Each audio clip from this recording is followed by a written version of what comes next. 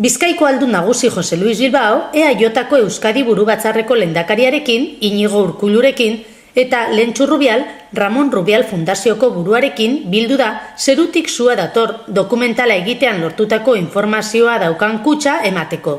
Beraiekin batera, Bizkaiko Foru Aldundiaren kulturako diputatu Miren Josune Aristondo egon da.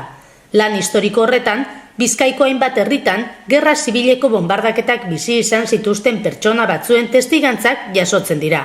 Egun batzuk lehenago gainera, beste ekitaldi bat ospatu zen Foru Jauregian. Horretan, iaz hasitako Gernika Bizkaia 1937-2012, 75 urte gogoan, proiektuaren grabazioan lortutako materiala duen kutxa bat jaso zuten Eusko Legebiltzarreko, Bizkaiko Batzar Nagusietako, Sabino Arana Fundazioko, Eusko Ikaskuntzako eta Euskadiko Filmategiko ordezkariek Bizkaiko ahaldun nagusiaren eskuetatik.